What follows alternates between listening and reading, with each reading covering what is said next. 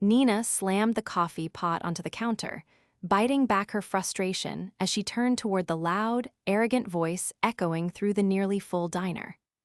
It was early afternoon, the post-lunch rush dying down, but one customer had decided he was the center of the universe, and apparently everyone else was just here to serve him. "I said extra foam. Does this look like extra foam to you?"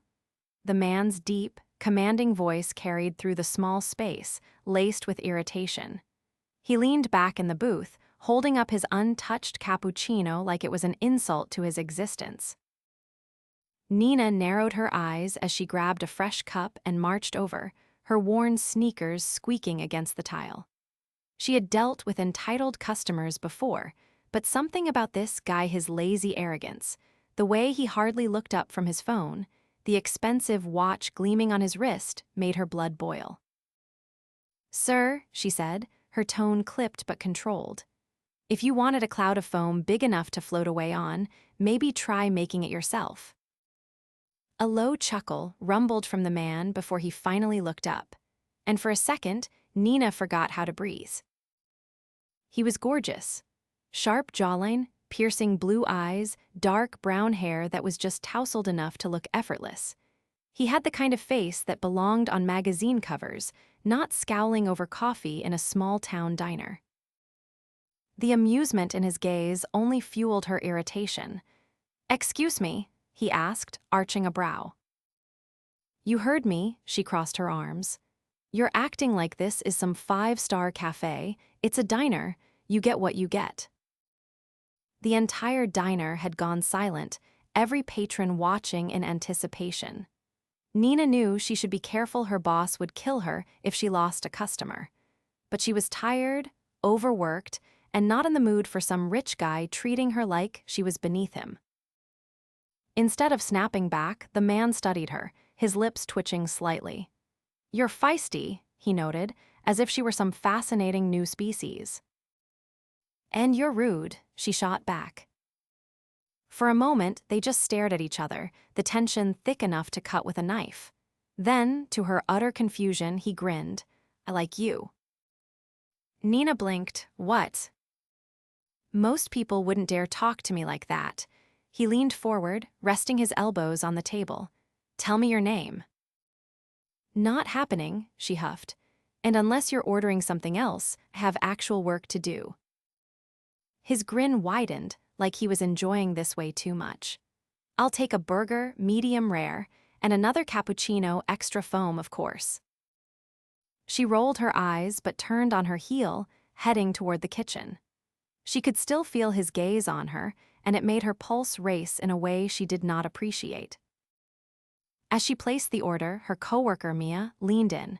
"Do you know who that is?" she whispered excitedly. "No, and I don't care," Nina muttered, grabbing a plate. Mia let out a dramatic gasp. "That's Nicholas Hawthorne." Nina frowned. "Am I supposed to know who that is?" Mia gawked at her like she had just confessed to not knowing what pizza was.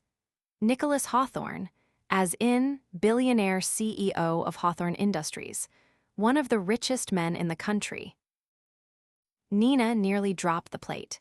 She whipped her head back toward the booth, where Billionaire Nicholas was still watching her with an unreadable expression. "Oh no." She had just mouthed off to a billionaire. And judging by the way he kept looking at her, he was far from done with her. Nina spent the rest of her shift pretending not to notice Nicholas Hawthorne watching her. She focused on refilling coffee cups, wiping down tables, and avoiding the electric pull of his gaze. But no matter how hard she tried, she couldn't shake the awareness of him sitting there, lingering longer than any normal customer should. When she finally brought his burger and freshly made cappuccino to the table, she made a point of setting them down with zero ceremony. "Your order," she said flatly. Nicholas studied her as he picked up the cappuccino. He took a slow sip, his expression unreadable. Then, after a moment, he gave a single nod. "Perfect." Nina raised an eyebrow. "Glad something met your impossibly high standards." His lips quirked, What can I say? I appreciate quality. She had no idea why he was still here. Most people in his position probably had drivers, assistants, and five-star chefs catering to their every whim. Yet, here he was, sitting in a small-town diner like he had nowhere better to be. Are you planning on camping out here all day, or are you just trying to get on my nerves? She asked, crossing her arms. Nicholas set his coffee cup down, leaning back with a lazy ease. Maybe both. She exhaled sharply. Look, I don't know why you're still here, but I have work to do, so unless you need something else. I do, he interrupted. Your name. Nina narrowed her eyes. Why do you care? Because I like knowing the names of people who fascinate me, he said simply. Fascinate? What kind of billionaire nonsense was that? She huffed, well, like keeping my privacy intact. His gaze held hers, unrelenting. Then I suppose I'll have to find another way to learn it. She rolled her eyes and turned to leave, but his next words stopped her in her tracks. How long have you been working here? She hesitated, then glanced back. A while. He tilted his head slightly. And you enjoy it. She frowned. Not that it's any of your business, but I don't particularly love being on my feet all day, dealing with entitled customers who think they own the world. Nicholas chuckled, seemingly unfazed by the jab. Fair enough, but I doubt this is your dream job. Nina's fingers tightened around her notepad.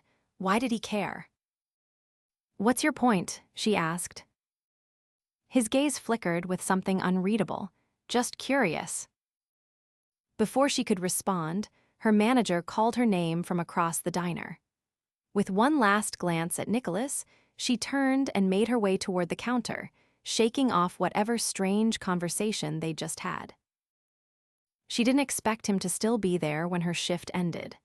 Yet, when she stepped outside, exhausted and ready to go home, she found him leaning against a sleek black car parked by the curb. Nina stopped short. Are you serious? Nicholas straightened, his gaze locking onto hers like he'd been waiting. Need a ride? She let out a sharp laugh. Absolutely not. He didn't look offended. If anything, he looked even more intrigued. You don't even know where I was going to take you. I don't get into cars with strangers, billionaire or not, she said pointedly. A flicker of something crossed his expression approval, maybe. Smart. She shook her head, exasperated. Why are you still here? Nicholas considered her for a moment before answering. Because I'm not used to people telling me no, and you seem to enjoy it.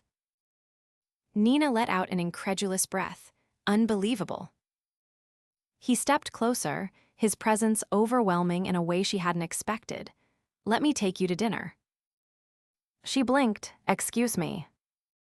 Dinner, a real one, he clarified, not something you have to serve to other people. She stared at him, trying to make sense of this. You think you can just waltz in here, act like a demanding customer, and then ask me out? Nicholas shrugged. You're the most interesting person I've met in a long time. She scoffed. That's not saying much. He smiled slightly. It is when you spend most of your time surrounded by people who only tell you what you want to hear. There was something honest in the way he said it, something that made her hesitate, but she shook it off. Billionaire or not, she wasn't about to be some rich man's amusement for the night. Not interested, she said firmly. Nicholas studied her for a long moment before nodding. All right. She blinked. That's it. For now, he said. With that, he opened the door to his car and slid inside, the engine purring to life. He didn't drive off right away, though. Instead, he rolled down the window, his gaze lingering on her. I'll see you around, Nina.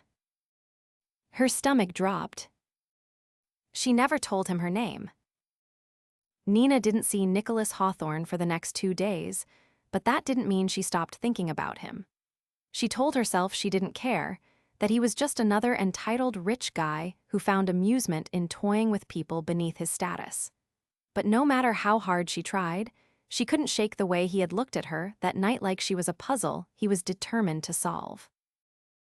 So when she walked into the diner for her evening shift and saw him seated at the same booth, flipping casually through a newspaper, she wasn't surprised. Annoyed? Yes, but not surprised. She walked straight past him, determined to ignore him completely. If he thought she was going to fall into whatever game he was playing, he was severely mistaken. "Nina," he said smoothly, not even looking up. She froze for half a second before continuing toward the counter. She refused to engage. "I'll take a coffee," he continued as if she hadn't just blatantly ignored him. "Black, no foam this time." A muscle in her jaw tightened. He was doing this on purpose. Mia nudged her from behind the counter, barely containing her excitement. "He's back," she whispered, "and he asked for you." "I noticed," Nina muttered. Mia leaned in, eyes wide. "What does he want?" "To annoy me," Nina said flatly, grabbing a coffee pot. Mia sighed dramatically. "If I were you, I'd let him." Nina rolled her eyes but walked over anyway, setting the coffee down without a word.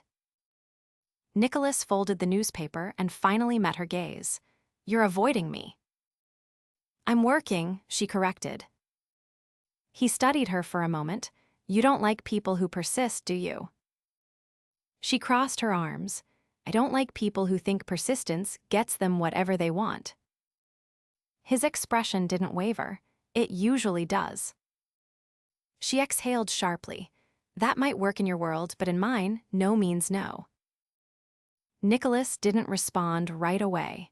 Instead, he reached into the inside pocket of his blazer and pulled out a neatly folded piece of paper. He slid it across the table toward her. She hesitated before picking it up, unfolding it carefully. Her eyes scanned the text and then widened. "This is a job offer," she said, disbelief creeping into her voice. He nodded. "My company is opening a new hospitality branch. I need someone with a sharp tongue and a spine strong enough to handle difficult clients." She stared at him. "And you think that person is me?" "I know it is." She let out a disbelieving laugh. "You met me 2 days ago, and you're offering me a job." Nicholas tilted his head slightly. "Trust my instincts." Nina shook her head. "This is ridiculous." "It's an opportunity." She placed the paper back on the table. "For you or for me?" A slow, knowing look crossed his face. "Both." She hated the way her pulse reacted to that single word. "I don't need your charity," she said firmly. His expression darkened slightly, something unreadable passing through his eyes. "Charity is giving something away for free. I don't do that." She frowned. "Then what is this?" "A chance," he said simply, "to do something bigger." Nina inhaled sharply, willing herself to stay composed. She couldn't deny that the offer intrigued her, but accepting anything from a man like Nicholas Hawthorne felt like stepping into dangerous territory. She slid the paper back toward him. "I'm not interested." Nicholas didn't look surprised. If anything, he looked almost amused. "You will be." She narrowed her eyes. "What makes you so sure?" His gaze met hers, steady and unwavering. "Because you're not meant for this place, Nina." Before she could respond, he stood, adjusting the cuffs of his blazer. He didn't push further, didn't try to convince her. Instead, he simply walked toward the door, pausing just before stepping outside. "Think about it," he said over his shoulder. Then he was gone, leaving Nina staring at the offer that, no matter how much she wanted to, she couldn't ignore. Nina told herself she wasn't going to think about Nicholas Hawthorne's job offer. She told herself she wasn't going to let his words linger in her mind, wasn't going to entertain the idea of stepping into his world. And yet, 2 days later, she found herself outside the towering glass headquarters of Hawthorne Industries. gripping the piece of paper with the job details in her hand. She had no idea what she was doing here. Maybe it was curiosity. Maybe it was the nagging thought that he had seen something in her that she hadn't even seen in herself. With a steadying breath, she stepped inside. The lobby was all sleek marble and quiet efficiency, employees moving with purpose. The receptionist greeted her with a polite smile, as if it was completely normal for a woman in a simple blouse and jeans to walk into a billionaire's empire unannounced. "I'm here to see Nicholas Hawthorne," Nina said, her voice steady despite the nervous energy in her chest. The receptionist nodded, pressing a button on her headset. A moment later, a sharply dressed assistant appeared, leading Nina through a set of glass doors and into an elevator that shot up to the top floor. When the doors opened, she stepped into a space that was both vast and meticulously designed. Floor-to-ceiling windows framed the city skyline, and behind a sleek desk, Nicholas sat, reviewing documents. He looked up the second she entered, and something unreadable flickered in his expression. He set his pen down, leaning back. "I was wondering when you'd show up," he said. Nina crossed her arms. "I didn't say I was accepting the job." He gestured toward the chair across from him, "But you're here." She hesitated only a moment before sitting. "I want to know why you offered it to me." Nicholas studied her, his gaze sharp. "Because you don't belong in that diner. You have fire, intelligence, and the ability to handle people who think they're untouchable." She narrowed her eyes. "And what does that do for you?"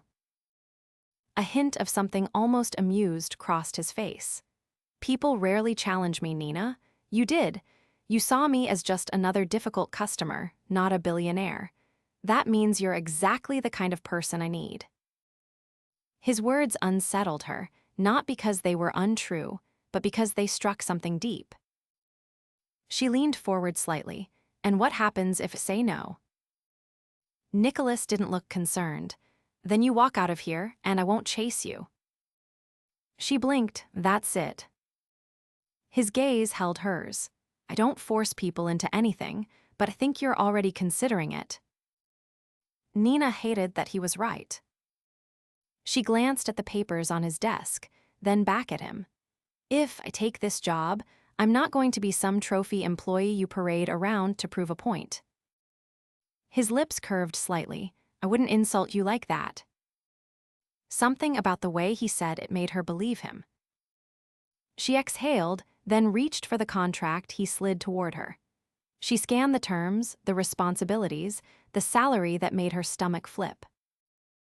Finally, she met his gaze again. "I'll try it." Nicholas nodded, as if he had expected nothing less. "Welcome to my world, Nina." And just like that, she stepped into something bigger than she had ever imagined. Nina adjusted the sleek blazer she'd borrowed from Mia, stepping into Hawthorne Industries for her first official day. The air here was different, charged with purpose, precision, and something else she couldn't quite name.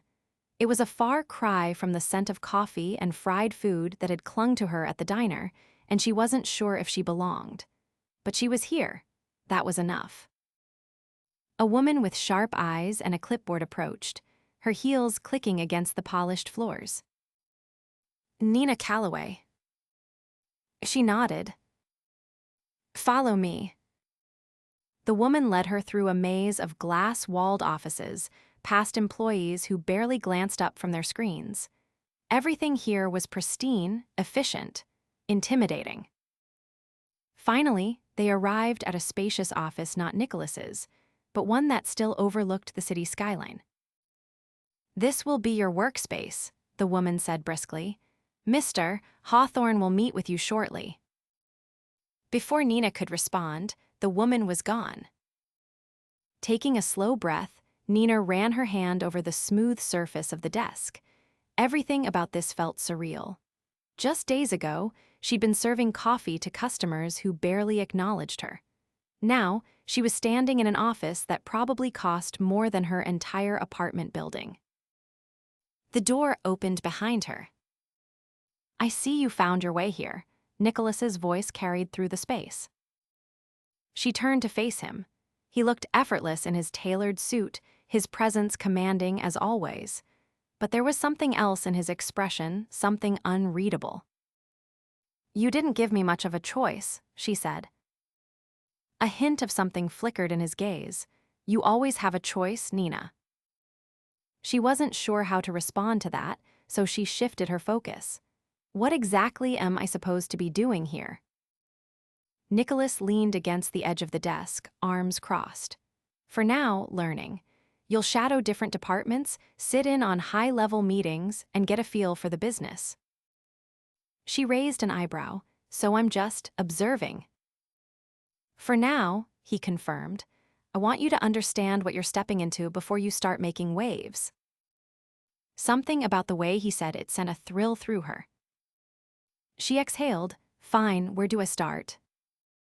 Nicholas studied her for a moment before pushing off the desk. "Follow me."